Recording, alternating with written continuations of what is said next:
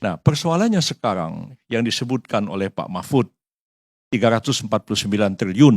Itu pertama persoalannya adalah, kok ini dari tahun 2009 sampai 2023. Padahal laporan itu setiap tahun. Dan setiap tahun disampaikan itu kan Presiden, Menteri Keuangan, DPR juga dalam RDP akan menerima laporan itu. Kan harusnya melihat ini ada kejahatan hasil analisis dari PPATK, ya perintahkan aparat untuk melakukan penyidikan. Setiap tahun terima laporan, lakukan follow up, penyidikan.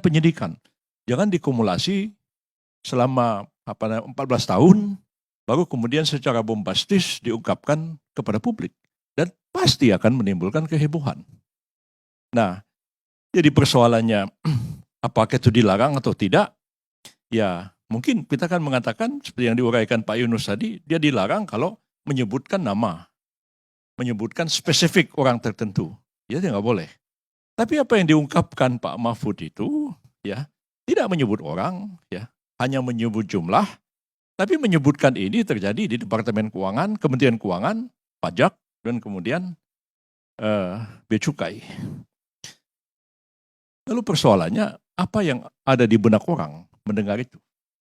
Kalau sekiranya Pak Mahfud mengumumkan, ini ada 500 triliun uang hasil narkoba yang ada di benak orang, luar biasa di narkoba di negara ini. Atau ini ada transaksi keuangan 100 triliun. Ini misalnya dari ISIS. Oh, ada terorisme. Tapi kalau dikatakan ada 349 triliun, ini sumbernya adalah transaksi keuangan yang mencurigakan terjadi di Kementerian Keuangan, khususnya pajak dan cukai. Apa yang ada di kepala orang? Pertama, pelakunya adalah aparat pajak dan aparat bea cukai. Kedua, uangnya, predikat crime-nya apa? Hanya ada dua kemungkinan. Dia disuap oleh pembayar pajak atau orang yang harusnya bayar bea dan cukai. Atau yang ketiga, memang orang bayar pajak, bayar bea, uangnya ditilep sama petugas pajak dan petugas bea cukai. Cuman itu kemungkinannya. Dan ini dampaknya akan luar biasa bagi negara ini. Nah, biasanya yang ngomong begini LSM. Ya. Bukan Pak Mahfud, bukan Menko Polhukam. Nah, ada LSM yang zaman saya Menteri Kehakiman yang memang jualan begini. Nanti setelah itu pergi Singapura, laporan. Bos, nih, clipping korannya. Zaman itu kan belum ada medsos. Nih, clipping korannya, dapat duit. Nah, omongan Pak Mahfud itu, saya baca koran Hong Kong, South China Morning Post, ya, luar biasa menghantam Indonesia gara-gara korupsi yang menurut mereka korupsi yang luar biasa terjadi. Kalau dulu ini juga permainan intelijen, ya, sengaja dibombastiskan korupsi di Indonesia supaya investasi tidak lari ke sini, larinya ke negara lain. Itu di Deplu Jepang, seingat saya, pada waktu itu saya bertemu Abe, waktu itu masih menjadi sekretaris kabinetnya Jepang. Dia mengatakan, Pak Yusril, kita ini di Parlemen Jepang nih ada dua kekuatan nih dalam hal investasi Jepang di Asia. Satu yang pro investasi ke Indonesia, satu yang pro investasi ke Tiongkok. Dan Indonesia ini dikerjain terus dengan isu-isu korupsi untuk mengalihkan perhatian publik Jepang supaya investasi tidak lari ke Indonesia, lari ke negara lain. Nah, kalau omongannya Pak Mahfud ini, investor dalam negeri kan jadi mikir, gimana kita mau invest di Indonesia? Nanti kita pajak ditilep atau harus sogok, bea cukai ditilep. Jadi sebenarnya tidak menguntungkan bagi kita, ya, karena diucapkan oleh seorang pejabat publik yang berdampak negatif kepada kepentingan nasional bangsa kita sendiri. Karena sesuatu yang memang ya biasa jadi jualan, ya. Orang swasta kok sekarang diungkapkan oleh pemerintah, padahal tadi dikatakan ini belum tentu jumlahnya sebesar itu. Dan andai pun memang jumlahnya sebesar itu, belum tentu seluruhnya adalah money laundering.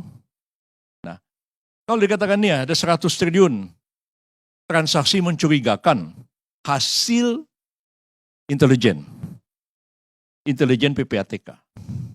Kan tidak semua 100 miliar itu betul. Penyidiklah, baik PPNS yang ada di Kementerian Keuangan, maupun penyidik, polisi, PPATK, kejaksaan, kan belum tentu. Ya, saya waktu jadi asisten Mensesnek urusan khusus zaman Pak Harto, ya, setiap 3 hari sekali saya baca laporan intelijen. Ya. Setelah itu saya lapor Pak Murdiono. Terus Pak bilang, ini kamu bikin aja ringkasnya kasih Pak Harto. Kasih Pak Harto. Kita baca kok. Waktu saya jadi Mensesnek, saya baca juga laporan intelijen. Tapi kan tidak semua laporan Bakin waktu itu ya. Itu kita tindak lanjuti, enggak. Pak Harto juga enggak seluruhnya digunakan. Jadi hasil laporan intelijen itu bukan merupakan alat bukti, bukan dasar melakukan tindakan, tapi dia membuat orang aware akan sesuatu. Nah begitu. Jadi mestinya dengan hasil laporan dari PPATK itu, KPK, polisi, jaksa, penyidik ya, kemudian PPNS itu menjadi aware. Coba diselidiki. Nah setelah diselidiki kan dibilang PPATK, yang ada bilang 100 triliun hasil narkoba itu ternyata betul. Yang betul cuma 50 triliun. Bisa jadi. Nah jadi saya kira memang kegaduhan-kegaduhan seperti ini tidak ada banyak manfaatnya bagi kepentingan bangsa dan negara, kecuali dia menjadi konsumsi politik. Ya. Kalau konsumsi politik ya gaduh-gaduh bikin begitu ya, setelah itu apa yang kita dapat. Tapi dalam upaya kita menciptakan PPATK itu, memberantas kejahatan, khususnya kejahatan pencucian uang, itu menjadi tidak tercapai. Nah, karena itu memang mau tidak mau kita harus evaluasi kembali sebenarnya ya. Jadi lembaga yang lahir di awal reformasi ya setelah jadi kok begini ya. Jadi kami ini sebenarnya kayak arsitek ya. Saya juga nyusun undang-undang KPK, undang-undang PPATK, undang-undang jabatan notaris, undang-undang advokat ya. Tapi setelah jadi advokatnya berkelahi melulu, nggak habis-habis. Tanya tuh sama Pak Johnson kan. Jadi saya tuh kadang-kadang seperti arsitek ya. Itu menggambar sesuatu setelah jadi, kok saya bingung, kok jadi begini bangunannya. Nah, itu juga lah, terjadi dengan, itu semua ini undang-undangnya lahir di zaman saya Menteri Kehakiman. Ya, RUU PPATK, advokat, jabatan notaris, semua itu masuk. Undang-undang KPK, undang-undang kejaksaan, segala macam itu. Tapi, saya kira memang kita harus menata ulang, sistem kita. Karena awal kita reformasi itu kita mau mengatakan kita menghentikan kultus individu ya, dan kita lebih percaya kepada sistem. Sistem harus kita bangun. Jadi saya waktu itu ingat pidato di mana-mana tahun 98-99 itu ya. Dalam sistem yang kuat saya katakan itu orang jahat ya akan dipaksa menjadi orang baik. Sebaliknya dalam sistem yang buruk orang baik terpaksa jadi orang jahat.